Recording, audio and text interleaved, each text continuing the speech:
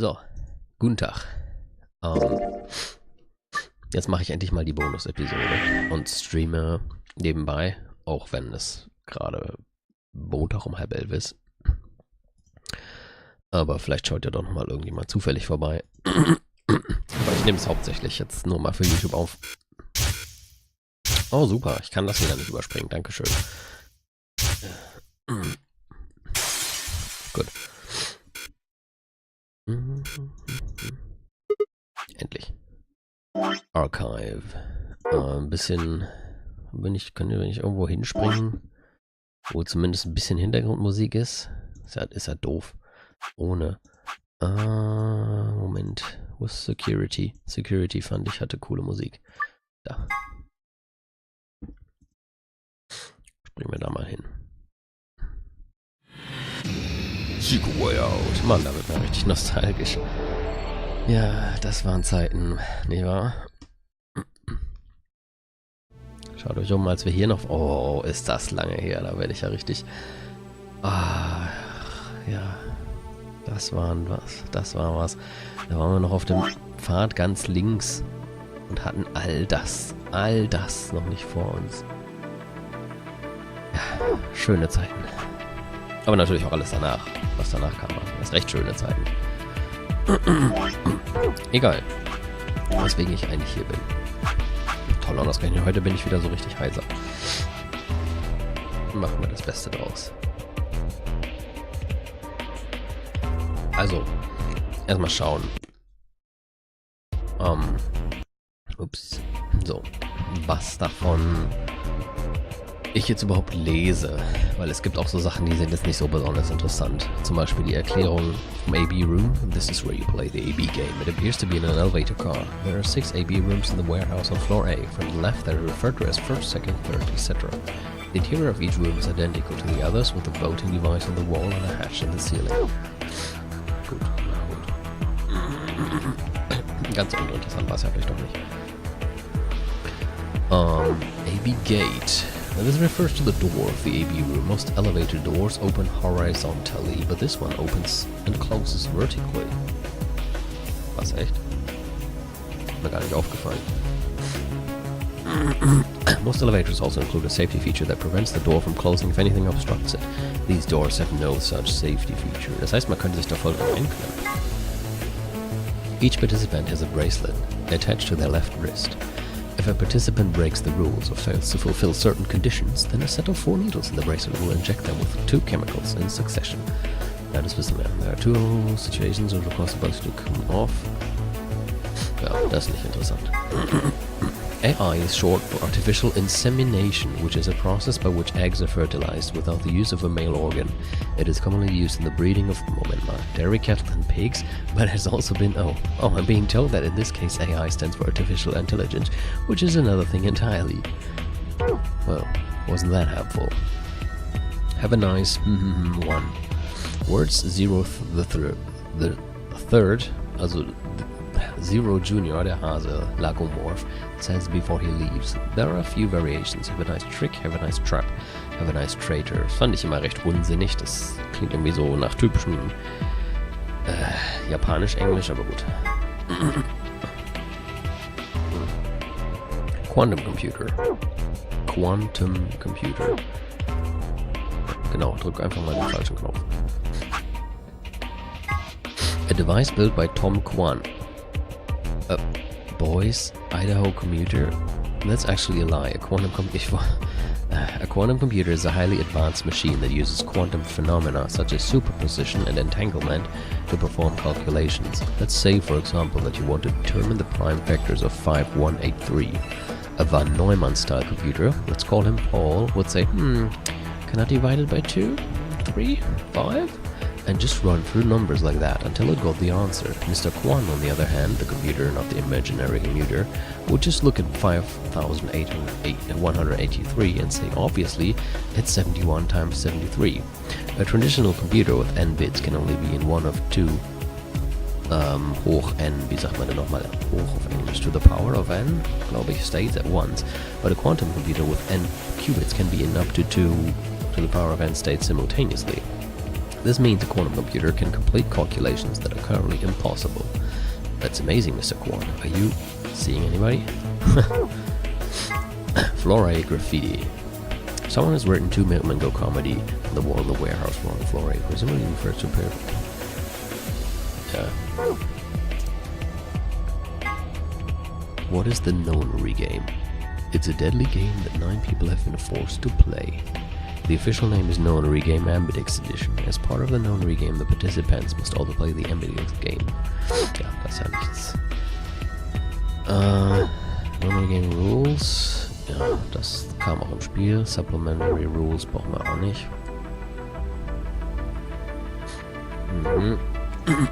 BP.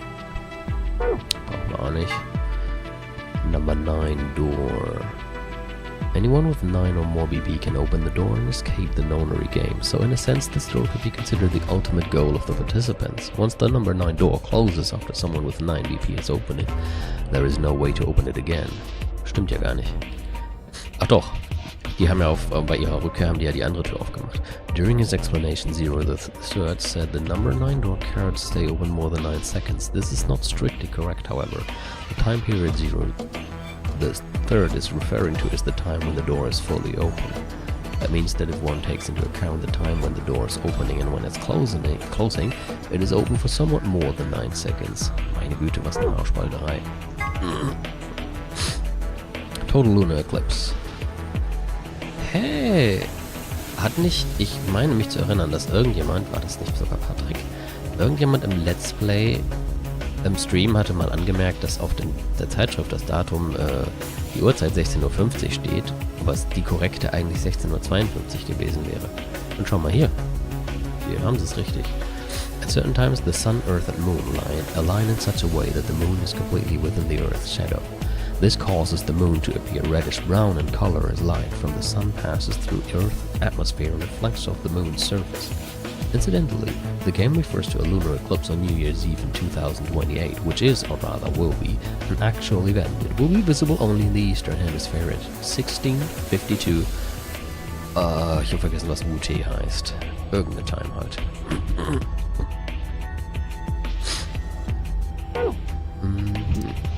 Soparilla Beta, one of the drugs used by the Nonary bracelets, and an extremely powerful anesthetic. It is the first drug injected when a participant breaks one of the rules. This drug also appeared in Virtue's last reward's sister title, 9 Hours, 9 Persons, 9 Doors. It was created by Mr. H, also Gentaro Hongo, who was the president of Cradle Pharmaceuticals and appeared in 999. He developed it by extracting and purifying an alkaloid from a variety of mandrake. High usage can lead to some side effects, including severe memory loss. It can also be aerosolized and used as anesthetic or knockout gas. Mein Handy hat gerade Geräusche gemacht. Keine Ahnung, ob man das gehört hat. Ich hoffe nicht. Was willst du, Handy? Ist irgendwas los?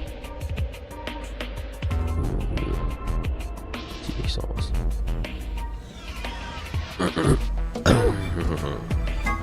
Tuberculin, one of the drugs used by the Nonary bracelets, and an extremely powerful muscle relaxant. This is the second drug injected by the bracelet if a rule is broken. Bladibla. Das ist ja auch alles schon bekannt. Da ist ein Typo. Da steht Tube statt Tubo. Oh nee, das ist a component in some of the poisons used by indigenous populations in South America, who tip their arrows with poison when hunting. Oh, interessant, das wusste ich nicht. It can be counteracted with a colonist race inhibitor, but it's not clear if the Nonary game facility has any of this. Doch, das wissen wir mittlerweile. Adam. Stimmt, das Ding, damit hat Luna die tote Arkane und auch mal Quark und Alice und letztlich auch Sigma gescannt. Acronym for the Automatic Diagnosis and Analysis Machine. This device uses nuclear magnetic resonance imaging to examine and diagnose anyone put into it. It's similar to the MRI machines you might find in modern-day hospitals, only much smaller and more efficient. An advanced computer built into the device can automatically diagnose most issues and ailments. If the subject of diagnosis is already deceased, the item can perform a virtual autopsy to determine the cause of death. Cool. Newspaper, naja, das ist das, was im Spiel vorkommt. What is this? Pandemic. When an epidemic spreads beyond a certain area, it becomes a pandemic. Some historical pandemics include cholera, typhoid fever, tuberculosis, the Black Plague, and smallpox. Certain influenza outbreaks have also reached pandemic or near-pandemic levels of infection. In Spain in 1918, an influenza outbreak was said to have caused 40 to 50 million deaths. Wow. Radical 6. A powerful virus whose worldwide spread is an integral part of the story. If you want to know what Radical 6 mean, you'll just have to play the game and find out. Ja, manche sind halt so, manche Einträge teasen halt nur so ein bisschen, weil man die ja schon sehr früh finden kann, ne? Und dann, also den kannst du halt zum Beispiel irgendwo recht früh finden und dann steht da natürlich noch nicht alles möglich erklärt, was man im Spiel eigentlich erst in der Story rausfinden sollte. Powerful syringe that uses easily swappable vials. Primary chromatic doors. Open a specific das ist nichts Neues. So, dass es im Spiel erklärt wird. Several conditions must be met by a group that enters the primary door in order for the second one to open. There must be 2 pair of bracelets and 1 solo bracelet. Colors of both 3 bracelets must together form either the color of the door or trying to enter its complementary color. It's kind of hard to remember though, so let's look at it like this instead. Oh ja, okay. Noch eine Erklärung davon. EU, das hatten wir ja schon. Aber ich lese es nochmal. EU stands for erotic units. EU is a system developed to measure a combination of physical, emotional, and situation attractiveness. It ranges from 0 to 20, where 20 might be Marilyn Monroe and 0 might be Gilbert Gottfried. The curious Denny Treasure rates 16 EU. Just being sexy does not guarantee a high EU rating. Not to be confused with competing systems of hotness or sexability. The EU system weighs a number of factors such as practicality, sustainability, emotional investment, and the bias of the observer. Okay. Grandpa videos, a collection of films that Tenmuji has gathered. The content isn't really explicit per se, but they still aren't really appropriate for someone quotes 8. It should be noted that the term does not imply the videos contain grandpas or grandpa-like actors. Sigma's cat problem. Phone. A device that converts sound into electrical signals and transmit them over a wire so they can be decoded and played back on the other end. It's useful for speaking to people who are far away. Wird hier gerade echt erklärt, was ein Telefon ist. The invention of the telephone is generally credited to Alexander Graham Bell in 1876, but there is dispute in some circles as to whether or not this is the truth. In the game there is a phone in one of the cabins. It can't call outside the facility, of course, but what if you try something like 5309 or 6969? Ja, da gibt es tatsächlich ein Easter Egg, wenn man in den Crew Quarters unterwegs ist. Gibt es ein paar Nummern, die man anrufen kann, die mit dem Rätsel dann nichts zu tun haben und einfach nur irgendwelche Quatschantworten ergeben.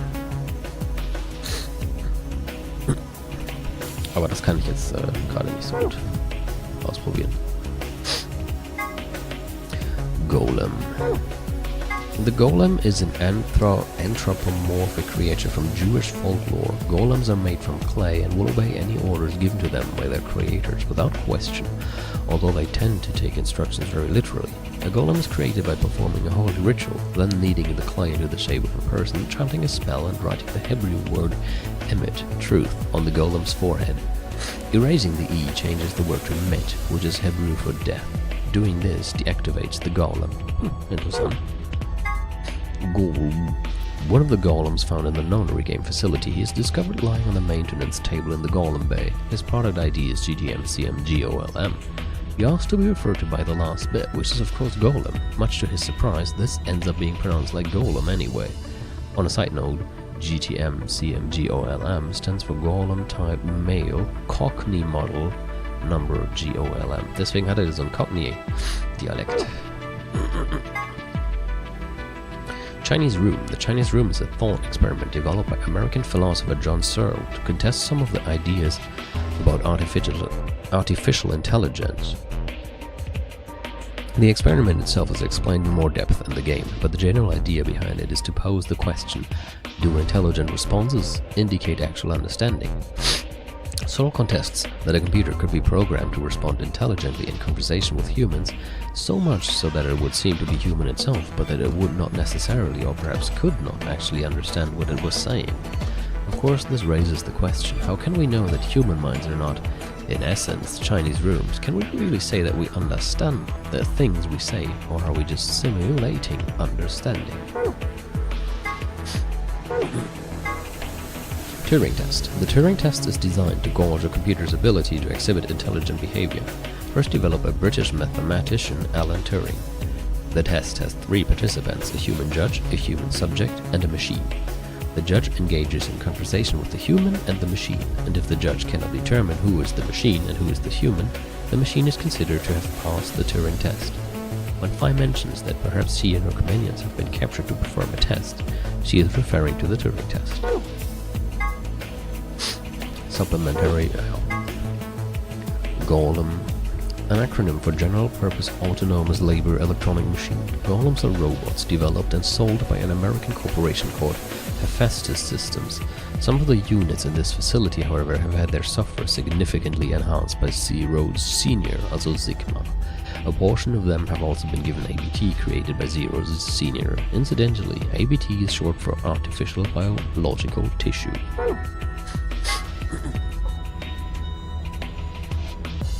The gist of Golem's somewhat rambling explanation. Entschuldigung. The gist of Golem's somewhat rambling explanation is that the center of thought doesn't necessarily have to reside in the body. Das war ja auch ein Thema, das jetzt schon öfters in dem Spiel angesprochen wurde. Und auch schon im Vorgänger, als sie mal diesen, als Lotus und Junpei vor diesem Monitor saßen, der gar keinen Computer hatte, aber halt offenbar über Wireless mit irgendeinem Computer woanders kommunizierte. Und Akane hat es auch nochmal irgendwann erwähnt, in dem Quantum-Computerraum. The gist of Golem's somewhat rambling explanation is, oh, hi Christian, that the center of thought doesn't necessarily have to reside in the body. In the case of Golem, the self clearly resided in the mainframe and operated the body remotely. Since a self-aware robot could exist this way, he theorized, what would prevent humans from doing the same? If humans are actually being controlled by an outside force, then is there actually any such thing as free will? Also ich nehme das gerade für YouTube auf, Christian.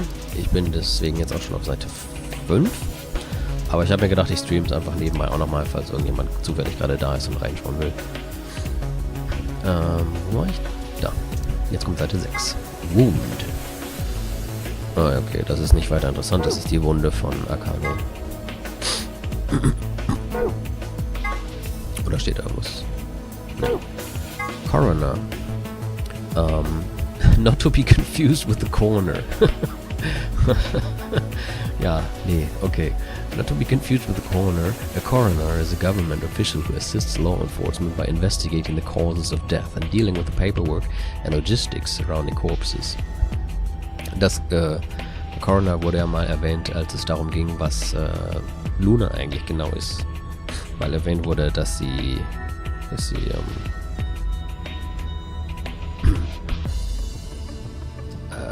wie sagt man? Dass sie irgendeine Art von Medical License hat. It can also be used colloquially to refer to someone who performs these duties, whether or not they are actually employed by the government. Autopsy. An autopsy is a post-mortem surgery that examines the body in detail to determine the cause of death and evaluate any diseases or injuries that might be present. It is also super gross. Gut, dass das gesagt wurde. Luminol is an organic compound with the chemical formula C8H7N3O2. Ich habe mal Chemiekurs gehabt, wo wir tatsächlich genau gelernt haben, wie man das sagt. Ich konnte das mal. Ich war mal so weit. Aber ich hab's vergessen. Also sage ich jetzt nicht, was es heißt. Wie man das, also es gab irgendeine Art, wie man das alles dann ausspricht und wir haben das mal gelernt. Ja. Ne? Wie das halt so ist, wenn man die Sachen nicht anwendet, vergisst man sie wieder. When mixed with hydroxide salt and hydrogen peroxide, it will glow blue when it comes in contact with blood and certain other substances. This property has made it a useful tool in criminal investigations where it can reveal blood stains that have been cleaned up. Keep this in mind the next time you're contemplating how to deal with the neighbors listening to death metal at 3 in the morning. Okay.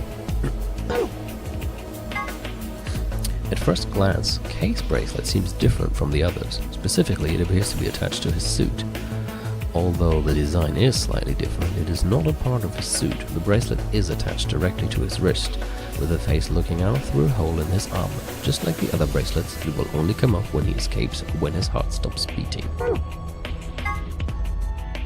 Generalized amnesia. A memory condition where the sufferer retains knowledge, such as language, social common sense, and so on, but memories of their own past and personality disappear.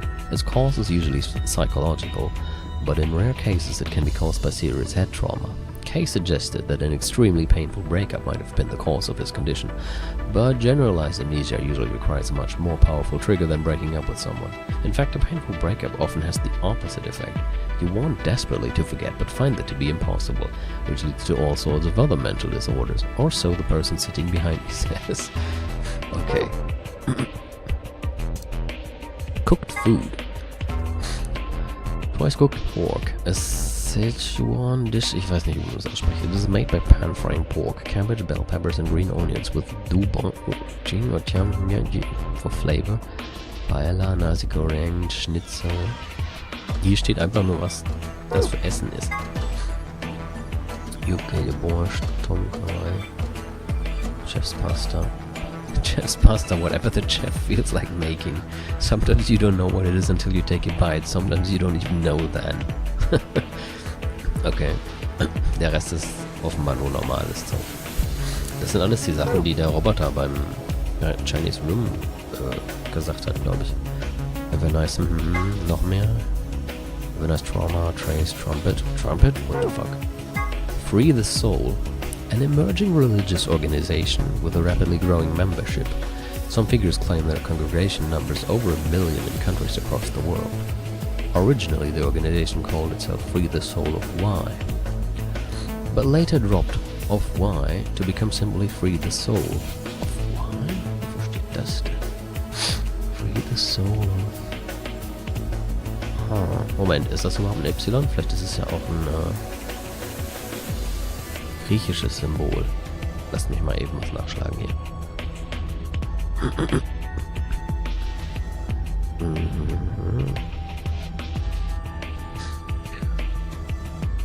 Und zwar das Symbol, das ich jetzt natürlich nicht laut ausspreche, weil es ein Spoiler sein könnte. Nee, ist ein anderes. Okay, keine Ahnung. Vielleicht ist es wirklich Y. Ich wüsste jetzt aber gar nicht, wofür das steht. And the founder of the religion, ich lese einfach mal weiter. The founder of the religion is known only as brother, and his true identity is mystery. Only a small number of the highest-ranking members have ever seen him. The doctrine of Free the Soul demands that its adherents separate themselves from the world, free themselves of lust, and release their souls from their physical bodies so that they can be purified.